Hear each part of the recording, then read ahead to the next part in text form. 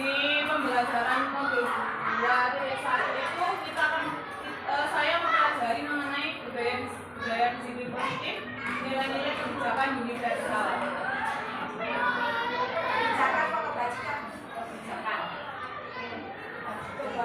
Kebijakan universal. Mohon maaf. Dalam teori kontrol Dr. William Glasser itu disebutnya beberapa ilusi guru mengontrol murid,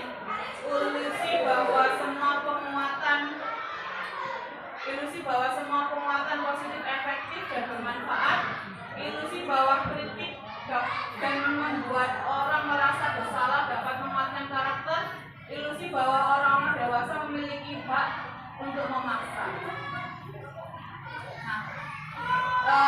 Ini adalah perubahan paradigma stimulus respon teori kontrol. Siapa sesungguhnya yang memiliki kontrol? Nah, di sebelah kiri saya itu adalah stimulus respon, yang sebelah kanan saya adalah teori kontrol. Nah, dalam stimulus respon, realitas kebutuhan kita sama. Dalam teori kontrol, realita kebutuhan kita berbeda-beda. Selanjutnya, semua orang melihat hal yang sama. Dalam teori kontrol, setiap orang memiliki gambaran yang berbeda. Kita mencoba mengubah orang agar berpandangan sama dengan kita. Dalam teori kontrol, kita berusaha memahami pandangan orang lain tentang dunia. Orang lain bisa mengontrol saya, hanya Anda yang bisa mengontrol diri Anda sendiri. Saya bisa mengontrol orang lain. Dalam teori kontrol, Anda tidak bisa mengontrol orang lain. Pemaksaan ada pada saat rujukan gagal. Dalam teori kontrol, kolaborasi dan konsensus menciptakan pilihan-pilihan baru. Model berpikir menang atau kalah. Kalau dalam teori kontrol, model berpikir menang-menang. Berarti tidak ada yang kalah, tidak ada yang menang kalau dalam teori kontrol. Karena saya tanya kepada Bapak Ibu, ketika mendengar kata disiplin, apa yang ada di dalam pikiran Bapak Ibu mengenai disiplin?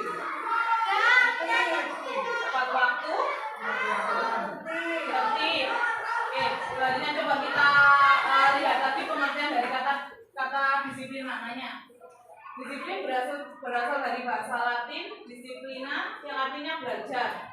Makna asal dari kata ini berkonotasi dengan disiplin diri dari murid-murid membawa. Nah, disiplin membuat orang menggali potensinya menuju sebuah tujuan apa yang dihargai. Namun dalam budaya kita, makna kata disiplin telah berubah menjadi sesuatu yang dilakukan seseorang pada orang lain untuk mendapatkan kepatuhan. Cenderung umum adalah menghubungkan kata disiplin dengan ketidaknyamanan, bukan dengan apa yang kita hargai atau mencapai suatu tujuan mulia. Nah, ini nilai-nilai kebajikan dari 6 institusi atau organisasi. Di situ terlihat profil pelajar Pancasila. Yang 6 itu dalam profil pelajar Pancasila ada info dari program atau PPPP 9 pilar karakter Indonesia. Ada 9 karakter, terus petunjuk seumur hidup dan keterampilan hidup. Ada The Seven Virtues, ada 9 itu Bu ya. Nah, teori motivasi, hukuman dan penghargaan serta restitusi. Di sekolah kita kan sering mengenal kata hukuman. Nah, kita akan juga mengenal mengenai penghargaan dan restitusi. Oke. Nah, ini sekarang Bu, saya bertanya deh, mengapa kita menggunakan helm saat mengendarai motor? Supaya aman. Takut ditilang. Seperti itu ya. Yang aman nomor 1. Yang aman nomor 1. Oke. Takut polisi nomor 2. Sama dengan saat menggunakan sabuk mengendarai mobil ya. Nah, sekarang mengapa Anda hadir harus tepat waktu pada saat sekolah? Biar tidak diselam. Jadi contoh siswa kita ya. Terus selanjutnya mengapa Anda harus menjaga kebersihan? Supaya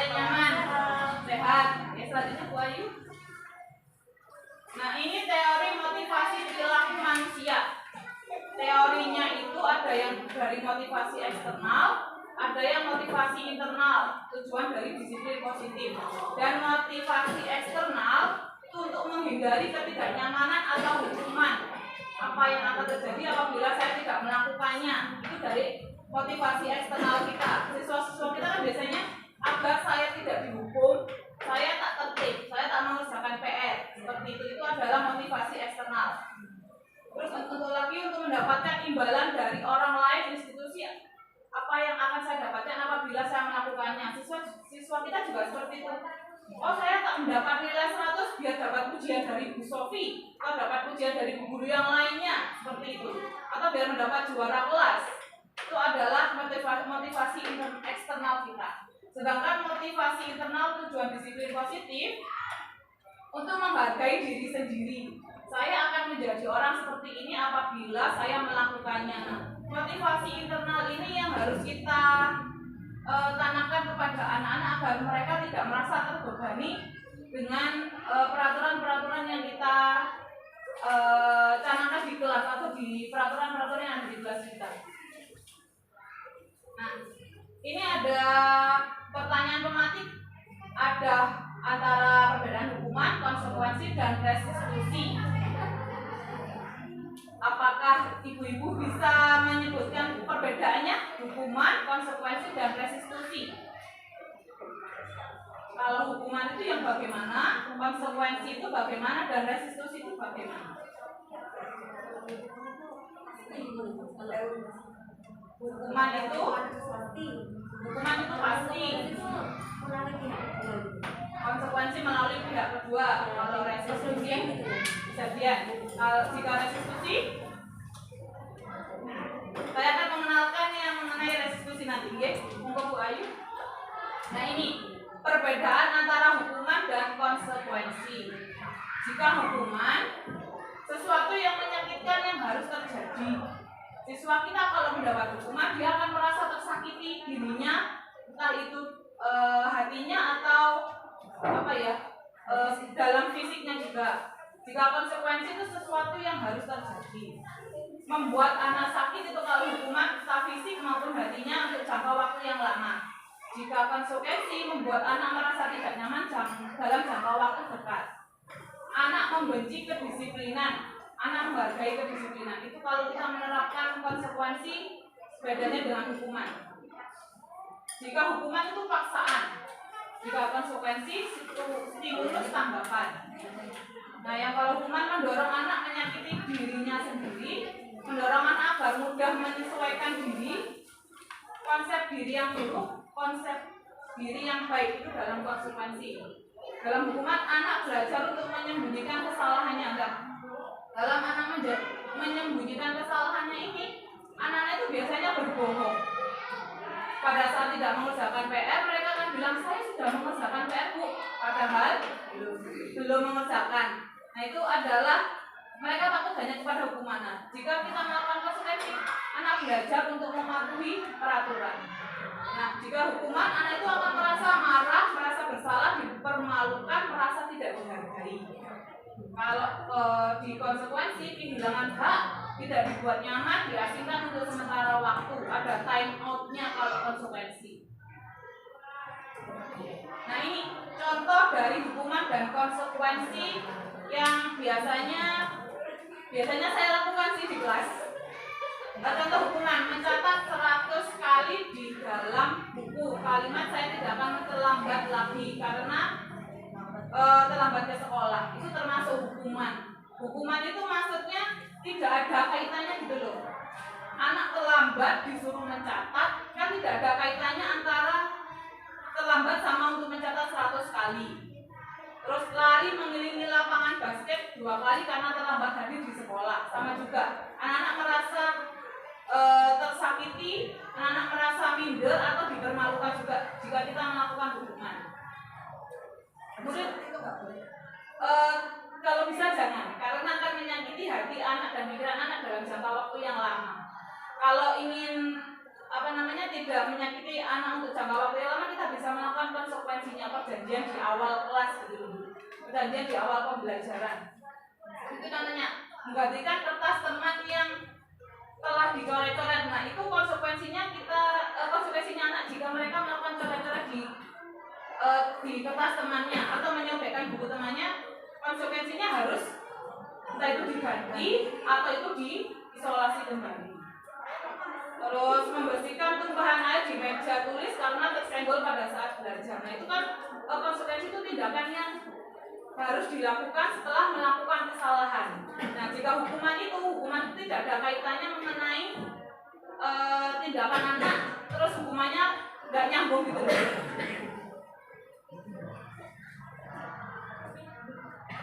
Nah, itu apa itu restitusi? Restitusi adalah menciptakan kondisi bagi anak untuk memperbaiki kesalahan mereka sehingga mereka bisa kembali pada kelompok mereka dengan karakter yang lebih kuat. Restitusi juga merupakan proses kolaborasi yang mengajarkan murid untuk mencari solusi suatu masalah mereka dan membantu murid tentang orang-orang seperti apa yang mereka inginkan. Bagaimana mereka harus memperlakukan orang lain, itu adalah pengertian dari restitusi.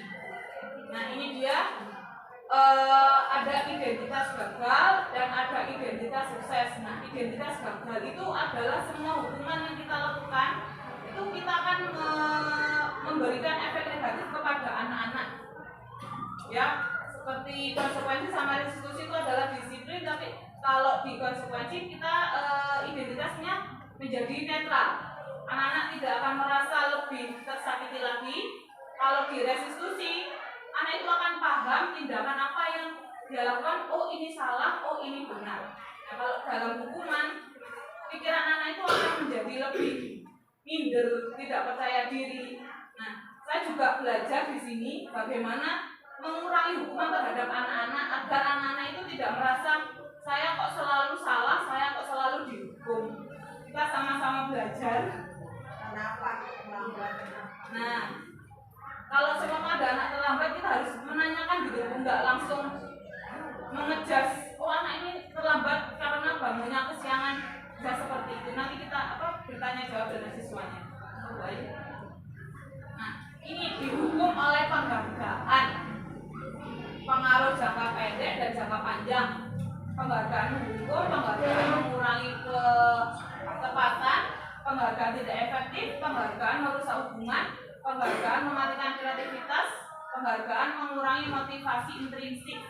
Biasanya kalau kita memberi penghargaan kepada anak-anak itu jangka waktunya tidak terlalu lama, dan mereka itu biasanya akan melakukan kebaikan itu hanya untuk mendapatkan penghargaan dari kita saja. Nah, kalau bisa sih dikurangi sedikit demi sedikit penghargaan terhadap anak yang terlalu berlebihan. Nah, keyakinan kelas. Nah, keyakinan kelas ini prosedurnya banyak sekali. Pokoknya intinya dari kita melakukan keyakinan kelas itu agar kita melakukan perjanjian di awal dengan siswa kita, kesepakatan kelas. Nah, dengan kesepakatan kelas, anak-anak itu bisa paham. Oh, kalau aku melakukan seperti ini, aku akan mendapat konsekuensi ini. Kalau aku menghilangkan pensil temannya, aku akan mengganti pensil temanku. Jika aku terlambat, konsekuensinya aku kehilangan beberapa pembelajaran dilakukan oleh guru. Nah, ini bedanya peraturan sama keyakinan kelas. Kalau peraturan itu contohnya ini ya, selalu kembalikan buku ke tempatnya. Nah, kalau keyakinan kelas berarti kan tanggung jawabnya diasah oleh kita. Dan anak-anak juga merasa, oh iya, tanggung jawabku kalau sudah menggunakan buku harus dikembalikan kepada tempatnya. Habis di sekolah 15 menit sebelum pembelajaran dimulai itu menghormati orang lain dan berkomitmen. Dilarang menggunakan narkoba. Itu kalau anak SMA kan pasti ada yang seperti itu juga kan. Terus ada lagi gunakan masker. Nah, keyakinan kelas adalah kesehatan dan keselamatan dirinya sendiri. Ini adalah contoh kesepakatan kelas yang bisa dilakukan di kelas kita masing-masing. Kami guru dan murid yang saling menyayangi, Kami murid yang semangat belajar. Nah, kata-katanya itu terpatri gitu, saling menyayangi, tata tertib, menghormati, bersemangat. Seperti tadi contohnya dari kesepakatan kelas ada kata-katanya menghormati, tanggung jawab. Nah, kebutuhan dasar manusia dan dunia berkualitas.